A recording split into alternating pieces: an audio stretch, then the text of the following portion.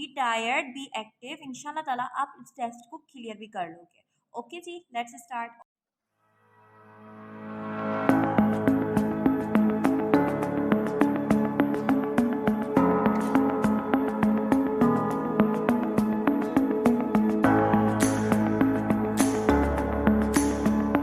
अस्सलाम SPSC aspirants, मैं हूं मुकद्दस अब्बासी और आज हम स्टार्ट करने वाले हैं lecture 19 that is theory of quadratic equation. तो अब आप ये सोच रहे होंगे कि क्वाड्रेटिक इक्वेशन तो हमने पहले से पढ़ लिया, अब इसको पढ़ के क्या करना। तो इसमें काफ़ी सारी थ्योरी है, बल्कि ऐसे ऐसे क्वेश्चन हैं जो कि हमने पहले डिस्कस किए ही नहीं है। So don't be tired, at least graduation level का पढ़ना है, आप अभी से टायर्ड हो रहे हैं। इंशाल्लाह ताला हम इसको एक ही यूनिट को, इस कंप्लीट यूनिट को एक ही लेक्चर में कंप्लीट करने की कोशिश करेंगे। And don't be tired, be active. इंशाल्लाह ताला आप इस टेस्ट को क्लियर भी कर लोगे। ओके जी, लेट्स स्टार्ट। और एक और भी बात आपको बता दूं, this is the second last lecture. इंशाल्लाह 20 लेक्चर्स में आपका ये कंप्लीट हो जाएगा। और फिर हम जो डिस्कशन करेंगे वो एमसीक्यूज की प्रैक्टिस कर लेंगे, हर सब्जेक्ट के एमसीक्यूज की प्रैक्टिस कर लेंगे और कुछ शॉर्ट ट्रिक्स को भी कर लेंगे हम डिस्कस। ओके जी, सो लेट्स स्टार्ट। पानी वानी रख लें, अपने दिमाग की बत्तियों को खोल लें, सारे सेल्स जो दिमाग के हैं उनको ओपन कर लें। ओके जी, बिस्मिल्लाहिर्रहमानिर्रहीम। सबसे पहले आपको डिस्क्रिमिनेंट के बारे में बताया जा रहा है। डिस्क्रिमिनेंट किससे कहते हैं? देखिए, आपको रिकॉल करें कि हमने क्वाड्रेटिक फॉर्मूला पढ़ा था, that was minus B plus minus under root B square minus 4ac upon 2a। Okay जी, अब इसमें ये जो बी स्क्वायर माइनस 4ac वाली टर्म है ना, इसको हम कहते हैं डिस्क्रिमिनेंट। दिस एक्सप्रेशन, इस एक्सप्रेशन को हम क्या कह रहे हैं? डिस्क्रिमिनेंट कह रहे हैं। डिस्क्रिमिनेंट को हम डी से या फिर डेल्टा से शो करेंगे। अब ये डिस्क्रिमिनेंट जो होता है ना, कोई भी क्वाड्रेटिक इक्वेशन हो, क्वाड्रेटिक इक्वेशन जैसे कि एक्स स्क्वायर है प्लस एक्स प्लस 1, ये क्वाड्रेटिक इक्वेशन है। जब हम इसको सॉल्व करते हैं तो दो तरह के आंसर होते हैं। लेट सपोज वो -1 एंड +1 आंसर आ रहा है, कोई से भी दो आंसर आते हैं हमारे पास। अब ये दो आंसर कभी इक्वल भी आ जाते हैं, कभी अनइक्वल आ जाते हैं, कभी रैशनल आते हैं तो कभी रियल आते हैं, कभी कॉम्प्लेक्स आते हैं, कभी इरेशनल आते हैं। इस तरीके से आंसर्स आते हैं। अब बगैर इस क्वाड्रेटिक इक्वेशन को सॉल्व किए हम डिस्क्रिमिनेंट को सॉल्व करेंगे और बताएंगे कि जब हम इस क्वाड्रेटिक इक्वेशन को सॉल्व कर लेंगे तो जो दो रूट्स आएंगी वो इक्वल होंगी या अनइक्वल होंगी, रेशनल होंगी या इरेशनल होंगी। ये हम बगैर इसको सॉल्व किए बताएंगे, ठीक है, इस डिस्क्रिमिनेंट के थ्रू। तो जब भी आप एक क्वाड्रेटिक इक्वेशन का डिस्क्रिमिनेंट सॉल्व करते हो तो जो डी की वैल्यू होती है, अगर 0 से ज़्यादा आ रही है तो वो जो दो रूट्स आपके आगे जाके आनी है ना सॉल्व करने से, वो दोनों रूट्स रियल भी होंगी और अनइक्वल भी होंगी। याद रखें ये बात। अच्छा, अगर इन केस कि 0 से बड़ा नंबर तो आया लेकिन एज वेल एज वो परफेक्ट स्क्वायर भी है, ये पॉइंट मैंने अभी अभी डिस्कस भी कर रखा है कि अगर वो परफेक्ट स्क्वायर में आंसर आ रहा है तो फिर आप आगे लगाओगे कि ये रैशनल भी है। और अगर परफेक्ट स्क्वायर नहीं आया तो आप कहोगे कि this is irrational number. Okay जी। उसके बाद अगर डिस्क्रिमिनेंट की वैल्यू 0 से कम आती है तो जो रूट्स होंगी वो नॉन रियल होंगी, यानी इमेजिनरी या कॉम्प्लेक्स होंगी। दैट मीन्स कि उसमें आयोटा की टर्म शामिल होगी, अंडर रूट -1 की टर्म शामिल होगी। ओके। और अगर डिस्क्रिमिनेंट की वैल्यू 0 के इक्वल आती है तो जो रूट्स आएंगी वो रैशनल होंगी और इक्वल भी होंगी, यानी ये जो दो आंसर आएंगे वो दोनों रैशनल तो होंगे लेकिन दोनों एक जैसे नंबर्स होंगे, ठीक है, साइन वगैरह में भी इक्वल नंबर्स होंगे, ठीक है। ये मैंने यही सेम पॉइंट को रिपीट किया हुआ है कि अगर परफेक्ट स्क्वायर हो जाए तो रूट्स जो होंगी रेशनल होंगी, अदरवाइज वो इरेशनल होंगी। अब हम ये जो थियोरेटिकल पॉइंट है इनको प्रूव करेंगे। मैं जस्ट आपको 2 क्वेश्चन सॉल्व करवाऊंगी क्योंकि this is too easy to solve, क्योंकि इसमें जस्ट वैल्यूज ही तो पुट करनी है। Let me take blue marker first. Okay, determine the nature of roots. अब इसमें हमें नेचर ऑफ रूट्स बतानी है, ठीक है। तो इस तरीके का कोई भी क्वेश्चन आए, आपके पास क्वाड्रेटिक इक्वेशन होगी, सबसे पहले आप ए बी सी टर्म को क्लियर कर लें। तो आपको याद होगा कि ए बी सी टर्म कैसे बनती है, इनके कोएफिशिएंट से। ए ये जो स्क्वायर में डिग्री 2 में जो भी आपके पास वेरिएबल है उसका कोएफिशिएंट क्या होगा, वो ए के इक्वल है। कोएफिशिएंट इसका क्या है, 1 है, ठीक है। और बी इसका कोएफिशिएंट लिखा जाएगा, तो b is equals to 5 and c is equals to -14। Okay जी। अब जस्ट हम इसको पुट कर देंगे बी स्क्वायर -4ac में, जिससे हमें डिस्क्रिमिनेंट की वैल्यू मिलेगी। बी स्क्वायर यानी 5 का हो जाएगा स्क्वायर -4, a की वैल्यू है 1, c की वैल्यू है -14। 5 का स्क्वायर 25, ठीक हो गया, -4 का टैब, अच्छा माइनस माइनस ये आ जाएगा प्लस, 4 4 द 16, एंड ये हो जाएगा 56। ठीक है, जब आप इन दोनों को प्लस करोगे आंसर आएगा 81। अब ये जो 81 है ये परफेक्ट स्क्वायर है। ठीक है, कैसे पता चला? आप ना आपको याद होना चाहिए 2 टू द 4, 3 3 द 9, 4 4 द 16, इस तरीके से आपको 15 तक, 2 से लेकर 15 तक और उसके बाद बल्कि 20 तक तो आपको लाजमी याद होने चाहिए। हर किसी के परफेक्ट स्क्वायर आपको याद होने चाहिए। तो इनके स्क्वायर आपको पता होने चाहिए, ताकि अब आपको पता चल जाएगा 81 से कि ये किसका परफेक्ट स्क्वायर है, ये 9 का परफेक्ट स्क्वायर है। ठीक है, तो जब भी आपका आंसर डिस्क्रिमिनेंट का 0 से ज़्यादा आए और परफेक्ट स्क्वायर आए तो कंडीशन क्या थी? वो रूट्स क्या होंगी? वो रूट्स रैशनल भी होंगी। ठीक है, वो रूट्स रियल भी होंगी और अनइक्वल होंगी। ठीक है, अगर आप अब इसको क्वाड्रेटिक फॉर्मूला लगा के या फिर मिडिल टर्म ब्रेक करके सॉल्व भी करोगे तो जो दो आंसर्स आएंगे ना वो रेशनल होंगे, रियल होंगे और अनइक्वल होंगे। यही फॉर्मूला आप इसको पॉज करके खुद इसको सॉल्व करें और फिर मेरे आंसर से मैच करें ताकि आपकी अपनी भी प्रैक्टिस हो जाए। फिर भी नहीं हो रही तो आप एक्सरसाइज 1 जो है वो इसकी सॉल्व कर सकते हैं। थ्योरी ऑफ क्वाड्रेटिक इक्वेशन में जो फर्स्ट एक्सरसाइज है ना उसको भी सॉल्व कर सकते हैं फॉर प्रैक्टिसिंग। चलें जी, अब डिस्क्रिमिनेंट बी स्क्वायर। अब देखिए ए की वैल्यू पहले आप इसमें से सेपरेट कर लें कि ए की वैल्यू क्या होगी, वो 5 होगी। ये रहा ना कोएफिशिएंट, साइन भी वही रखना है। ठीक हो गया। बी की वैल्यू जो रखेंगे आप वो +3 रखेंगे। सी की वैल्यू जो है वो 1 रखेंगे। अब बी स्क्वायर, बी की वैल्यू क्या है, 3 है, तो आपने कर लिया 3 का स्क्वायर -4। ए की वैल्यू आ गई 5, सी की वैल्यू आ गई 1। 3 3 द 9 -4 5 द 20 और 9 - 20 विल बी इक्वल टू -11। क्योंकि बड़ा नंबर जो है वो नेगेटिव है तो आंसर भी नेगेटिव आ गया, -11 आंसर आ गया। डिस्क्रिमिनेंट की वैल्यू नेगेटिव आई है, यानी डिस्क्रिमिनेंट की वैल्यू जो है वो 0 से कम आई है। अब क्या होगा, जो रूट्स होंगी वो इमेजनरी होंगी यानी कॉम्प्लेक्स होंगी। ठीक है जी। अच्छा, ये वाला जो क्वेश्चन है ये आप खुद सॉल्व कर लेना, बिल्कुल सिमिलर मेथड से हो रहा है। ठीक है, और नीचे कमेंट बॉक्स में आप मुझे लाजमी इसका आंसर बताइएगा। ओके जी, and next question is 9x² is equals to 6x - 1। अब इसमें आपने क्या करना है कि ये देखो बीच में इज इक्वल टू आ गया है।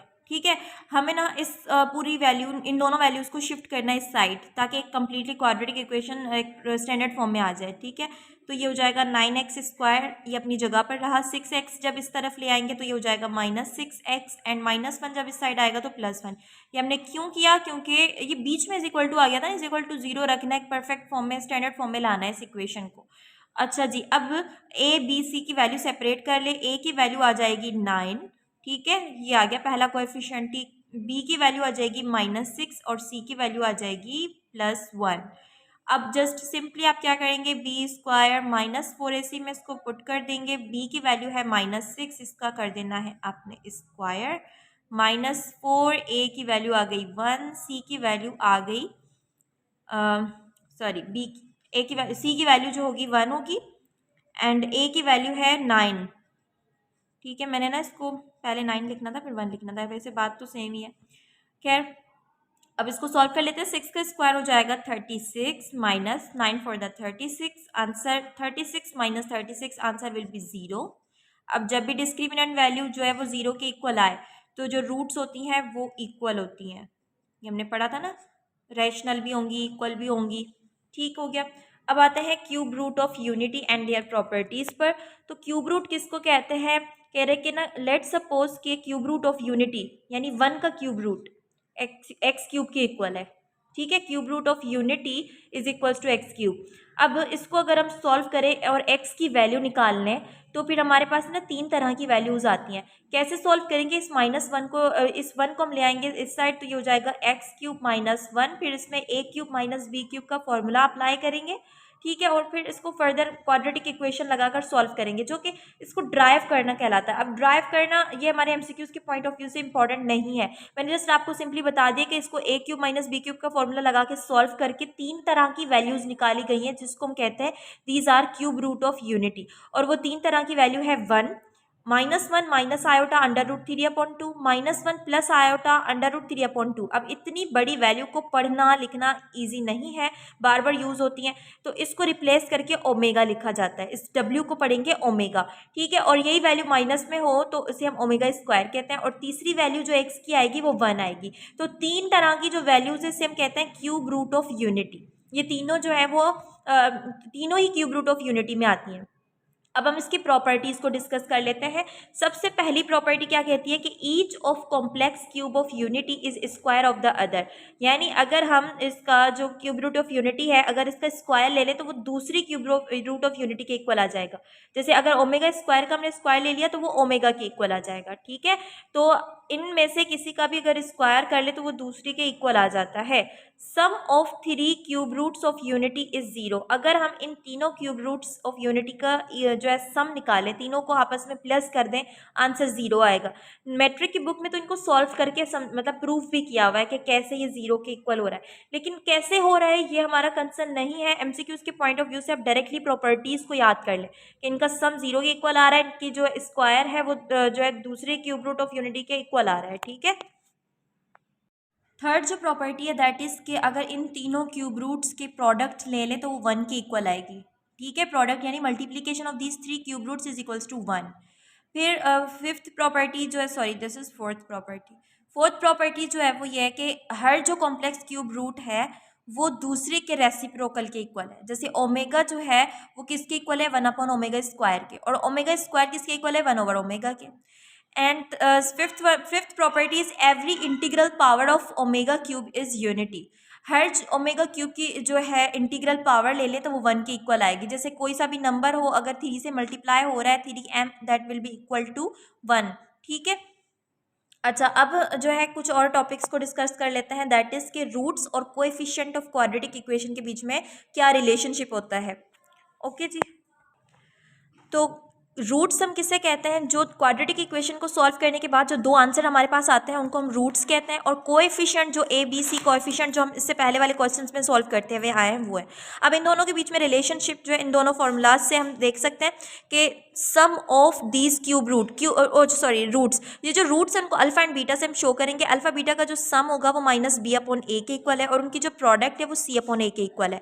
जैसे हम इस क्वेश्चन में ना इनकी सम और प्रोडक्ट दोनों को सॉल्व कर लेते हैं। पहले आप क्या करेंगे कि इसमें कोएफिशिएंट को निकाल लेंगे, ए 4 के इक्वल है, बी जो है that is equals to 6 and c is equals to 1। Question में क्या पूछा जा रहा है कि find sum and product of roots. सबसे पहले हम सम को फाइंड आउट कर लेंगे, alpha plus beta that is equals to minus b upon ए।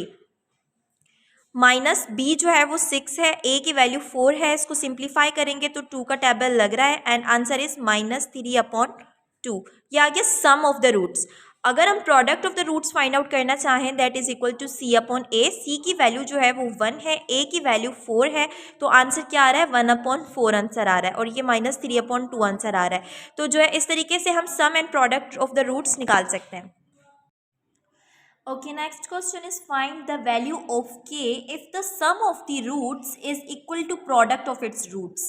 अब इस तरीके का क्वेश्चन की स्टेटमेंट को पहले आप इक्वेशन में चेंज करें। कह रहा है कि सम ऑफ द रूट जो है, रूट यानी अल्फा बीटा, इनका जो सम है that is equals to product of the root, ये वाली इक्वेशन कह रहा है। ठीक है, अच्छा उसके बाद हमें इक्वेशन भी, क्वाड्रेटिक इक्वेशन भी गिवन है, तो हम ए बी सी की वैल्यू भी फाइंड आउट कर लेते हैं। यहाँ पर साइड में हम इनकी ए की वैल्यू लिख लेते हैं 6, ठीक है, क्योंकि प्लस 6 इसकी वैल्यू आ गई, और बी की वैल्यू क्या है, माइनस 3 के है। इस के को वेरिएबल में ऐड मत कर देना क्योंकि ये जो एक्स है ना ये है वेरिएबल और के इसी की वैल्यू में शामिल है। तो b is equals to minus 3 k, और सी की वैल्यू जो है दैट इज प्लस 5। ठीक है, कॉन्स्टेंट है। ठीक, अब जो है इसको सॉल्व कर लेते हैं। अल्फा प्लस बीटा जो है इक्वल होता है माइनस बी अपॉन ए के, ऐसे that is equals to alpha beta, और अल्फा बीटा यानी प्रोडक्ट जो होती है वो सी अपॉन ए के इक्वल है। ये हम पहले से ही इसके क्वेश्चंस कर चुके हैं। अब ये जो ए है वो ए से कैंसिल हो जाएगा, बाकी क्या चीज़ बची है, minus b is equals to c. B की वैल्यू जो है वो माइनस 3 के है, माइनस ये रहा जो हमने फॉर्मूला का लिखा, और माइनस 3 के बी की एक्चुअल वैल्यू लिख दी हमने, दैट इज इक्वल्स टू सी यानी कि 5 के इक्वल है। माइनस माइनस हो जाएगा प्लस, और ये हो जाएगा 3 के इज इक्वल्स टू 5। अब k की वैल्यू किसके इक्वल हो जाएगी, ये 3k के साथ मल्टीप्लाई हो रहा है, इस तरफ आके डिवाइड हो जाएगा और 5 अपॉन 3 आंसर आ जाएगा। ठीक है, नेक्स्ट क्वेश्चन कर लेते हैं। पहले आप खुद इसको सॉल्व करने की कोशिश करें। पहला स्टेप क्या है कि स्टेटमेंट को देख के आप बताओ कि कौन सी इक्वेशन बनेगी, फिर ए बी सी की वैल्यू को सेपरेट करो और पुट कर दो। ठीक है, इसमें क्या चीज़ फाइंड करनी है, find the value of p if the sum of the roots is equal to 2 times the product.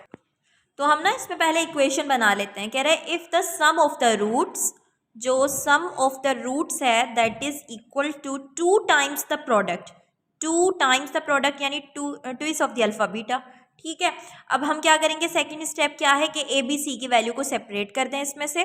तो ए इज इक्वल्स टू 2, ठीक है, कोएफिशिएंट ले रहे हैं हम एक्स स्क्वायर का, और बी में कोएफिशिएंट ऑफ द एक्स क्या है, पूरा का पूरा 8 माइनस 4p, 8 माइनस 4p आ गया। अच्छा, उसके बाद c की वैल्यू को देखें तो पूरा 3p लिखेंगे, ये आ गई एबीसी की वैल्यू।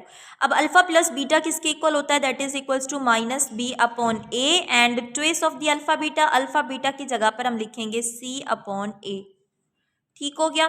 अब ये जो a है ये a से हो गया कैंसिल, बाकी क्या बचा, minus b is equals to 2c। अब जस्ट वैल्यूज को पुट कर दें, माइनस फॉर्मूला का रखा और b की वैल्यू क्या है 8 minus 4p, and it is equals to 2, c की वैल्यू क्या है 3p है।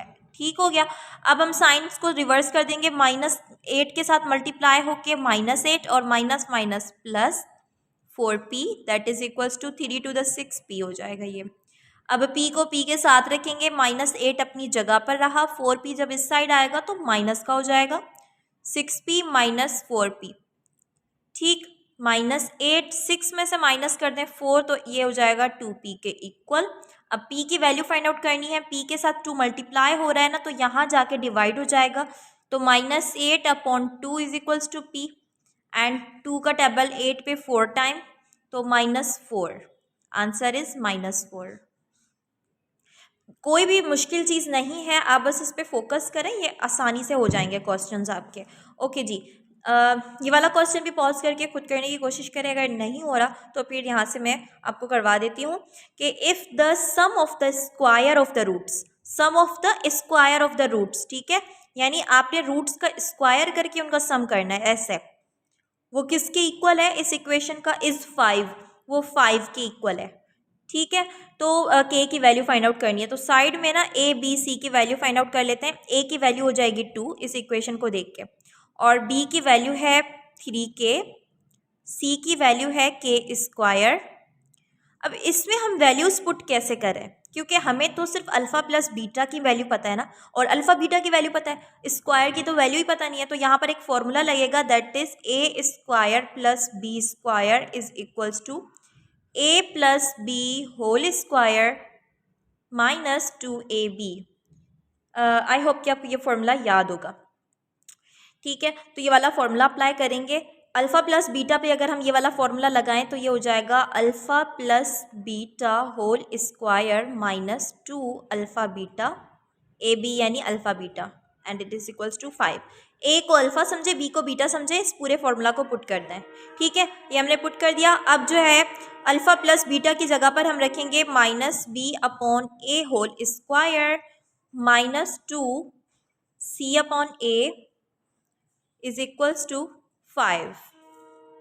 ओके, अब इसको सॉल्व करेंगे, वैल्यूज पुट कर देंगे, तो ये हो जाएगा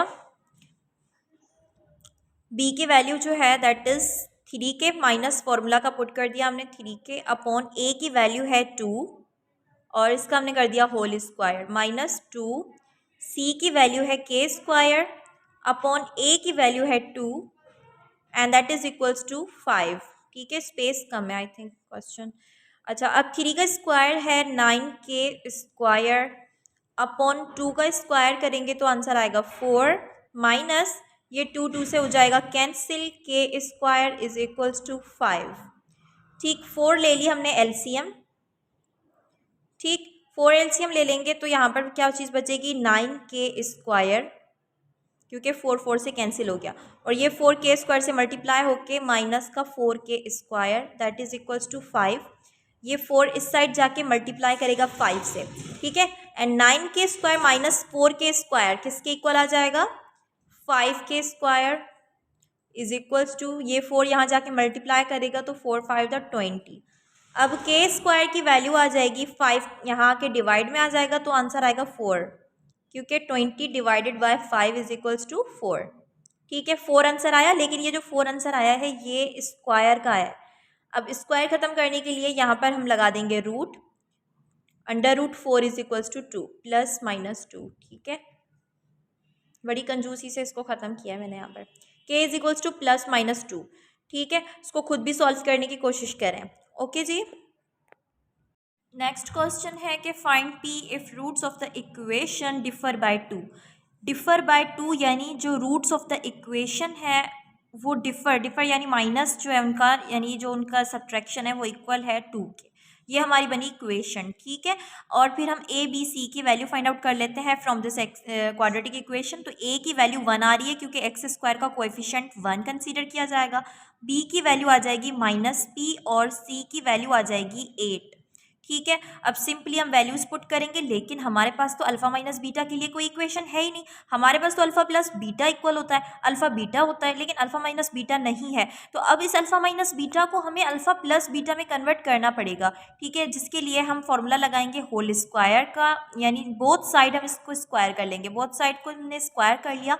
अब हम फॉर्मूला लगाएंगे alpha minus beta whole square का, that is equals to alpha plus beta whole square -4ab। This is the formula. ठीक है, अब क्या होगा कि alpha minus beta whole square किसके इक्वल हो जाएगा? Alpha plus beta whole square -4 alpha beta and that is equals to 2 to the 4। I hope कि ये फॉर्मूला पुटअप करना आ गया होगा आपको। अब अल्फा प्लस बीटा जो है वो किसके इक्वल था? -b/a के इक्वल है, और होल स्क्वायर कर देना है इसका हमने।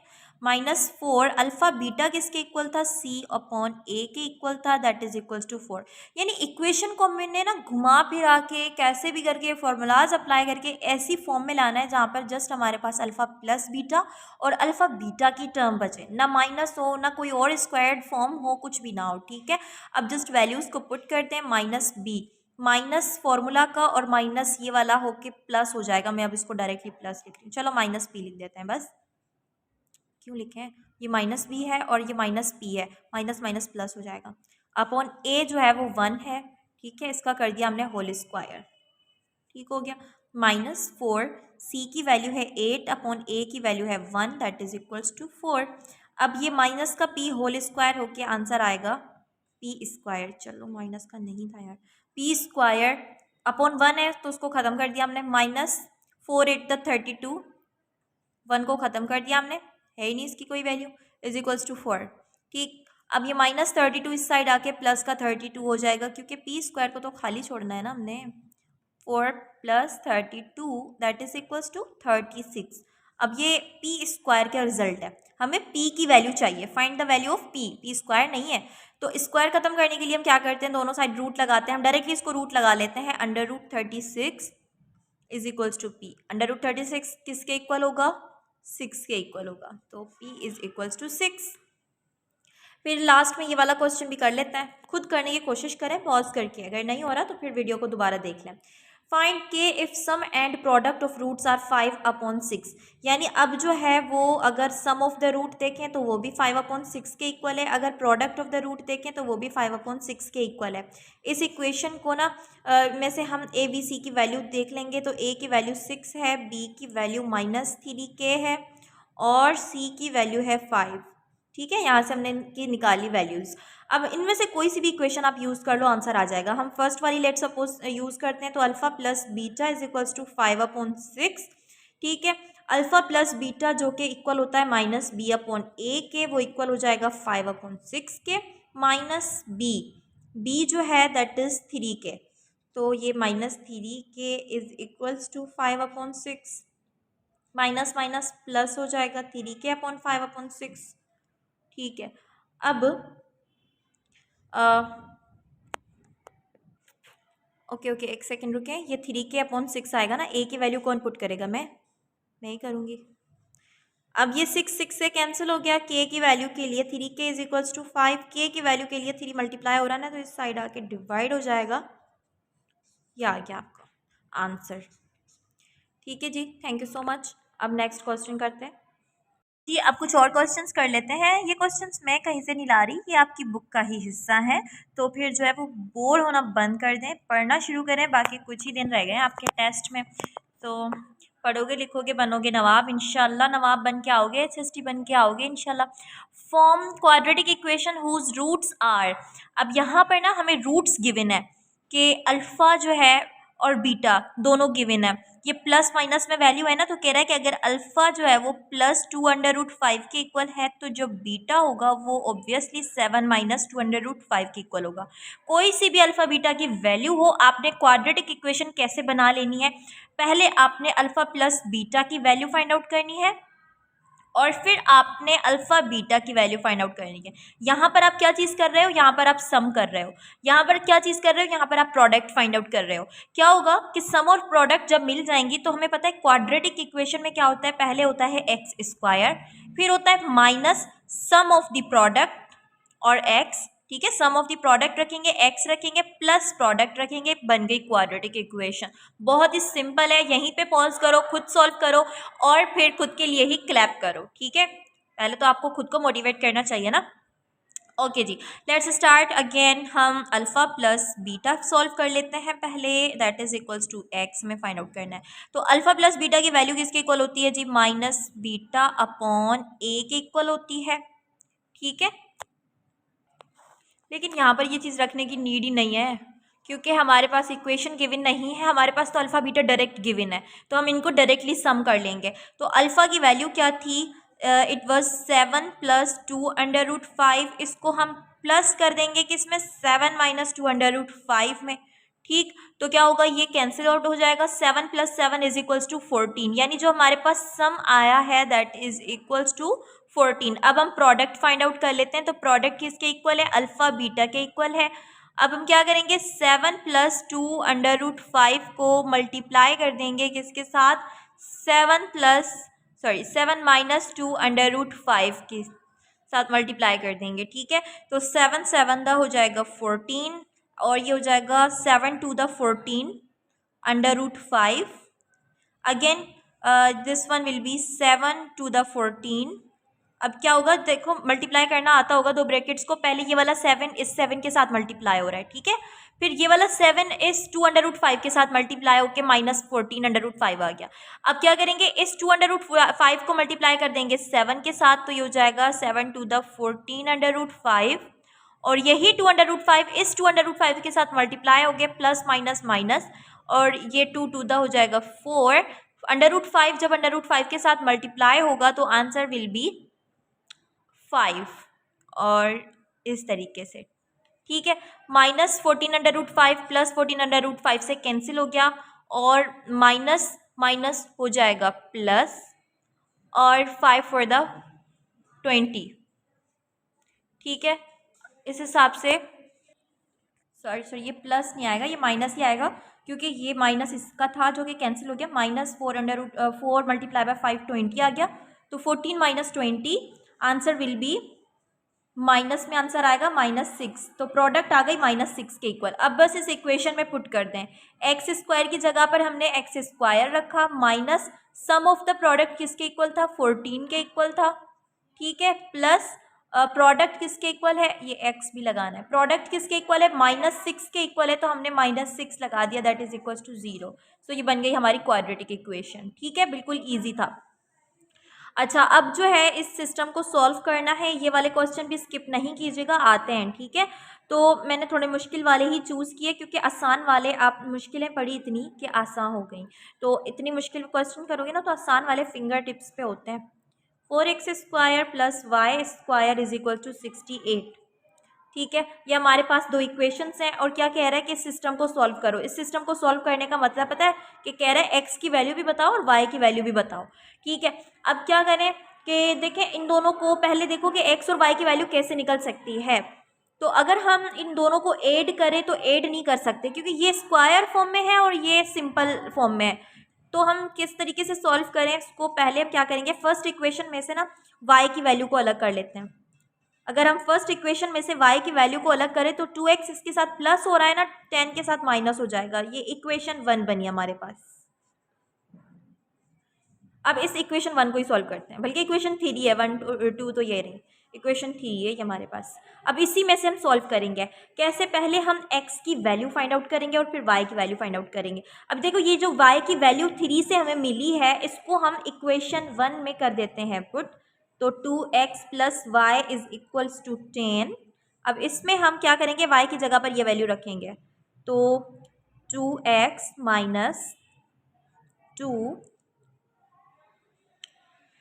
2x प्लस वाई है, सॉरी 2x प्लस वाई की जगह पर हमने रख दिया 10 minus 2x that is equals to 10।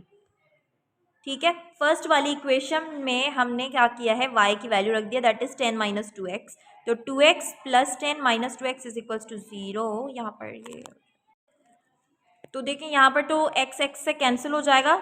हमें x को वेरिएबल को ना कैंसिल नहीं करना है, हमें तो x की वैल्यू चाहिए। तो फर्स्ट इक्वेशन भी यूज़ हम नहीं करेंगे, हम सेकंड इक्वेशन को यूज़ करेंगे that is 4x square plus y square is equals to 68।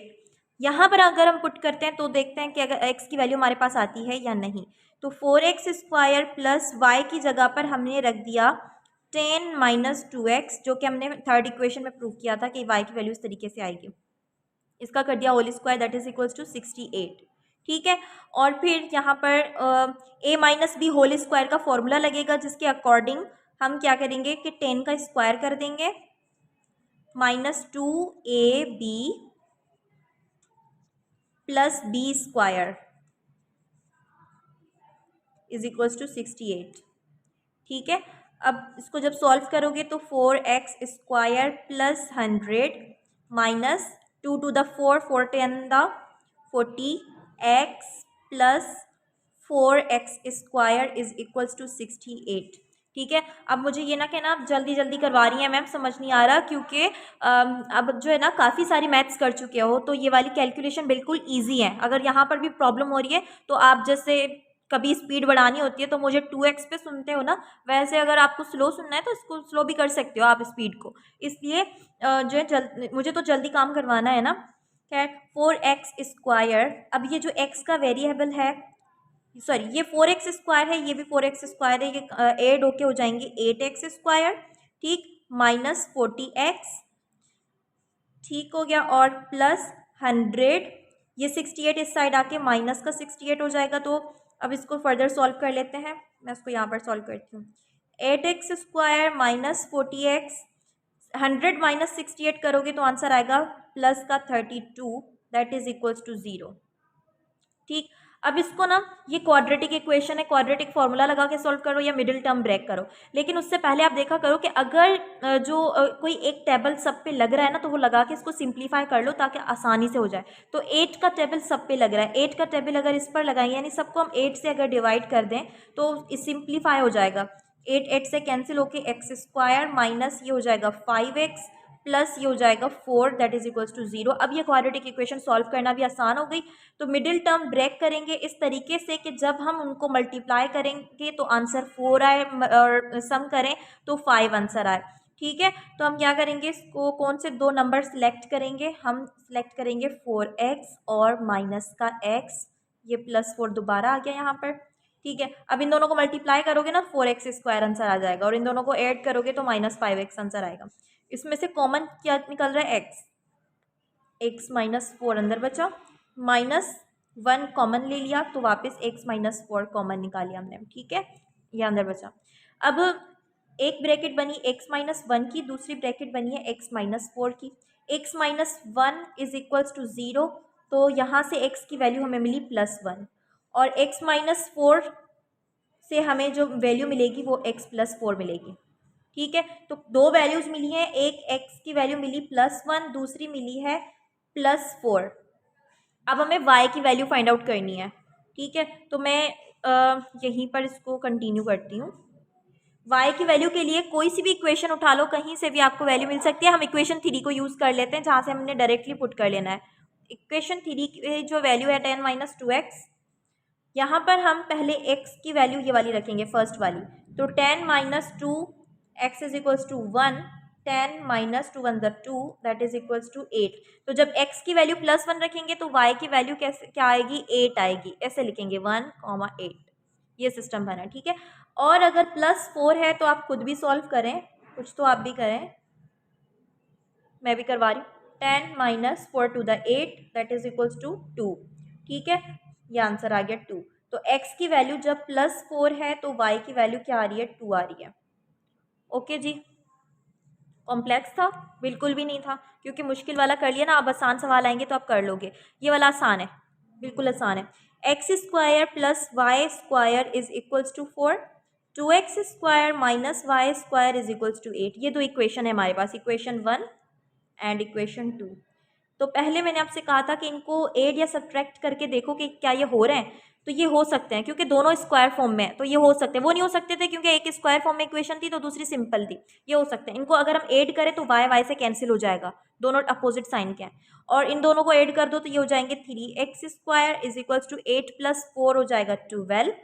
X square solve करने के लिए ये 3 यहाँ पर डिवाइड में आ जाएगा और आंसर आएगा 4, लेकिन वो आंसर होगा एक्स स्क्वायर का, खाली एक्स के लिए इसका रूट निकाल लेंगे तो +-2 आंसर आएगा एक्स का। ठीक है, y की वैल्यू निकालनी है तो कोई सी भी इक्वेशन उठा लो, उसमें से y की वैल्यू फाइंड आउट हो सकती है। जैसे y square is equals to x square, y square के साथ ऐड हो रहा है, इस साइड आके माइनस हो जाएगा।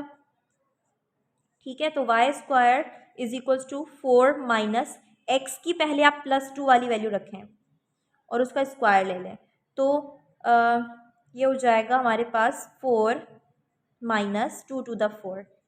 ठीक, कैंसिल होके 0, यानी अगर x की वैल्यू +2 है तो y की वैल्यू आ गई 0। दूसरी वाली वैल्यू कौन सी है, -2 की है, वो भी पुट करके देखते हैं। तो y square is equals to 4 minus y की x की वैल्यू अब हम -2 रख के इसका स्क्वायर कर लेते हैं, -2 to the 4, again it is equals to 0। Square under root भी निकालोगे तो भी 0 ही आंसर आएगा। तो अगेन अगर x की वैल्यू -2 है तो ये 0 आएगी। ये मैंने थोड़ा जल्दी जल्दी करवाया, अगर समझ में ना आए तो आप इसको स्लो स्पीड के साथ सुन लेना। ठीक है, ओके जी, नाउ मैं भी टायर्ड हो गई। अब यहाँ पर लेक्चर को एंड करते हैं। यही थे क्वेश्चंस, बाकी के जो है ना 2-3 तरह के अभी भी क्वेश्चन इसके रहते हैं, वो मैं आपको एक एमसीक्यूज जब सॉल्व करवाऊंगी ना, एमसीक्यूज कुछ सेपरेटली मैं आपको सॉल्व करवाऊंगी बेसिक मैथमेटिक्स के, ठीक है, बेसिक अर्थमेटिक के, तो उसमें वो सवाल बार बार रिपीट होते हैं क्योंकि वो एरियाज के एरिया फाइंड आउट करने के, तो उनमें मैं आपको सॉल्व करवा लूँगी, और कंजिक्यूटिव नंबर्स से रिलेटेड है तो वो मैं उनमें आपको सॉल्व करवा लूँगी। ठीक है, तो यहाँ पर लेक्चर एंड करते हैं। आई होप कि आपको समझ में आए होंगे ये सारे कीड़े मकोड़े। तो ओके जी, अल्लाह हाफिज़, see you in the next lecture.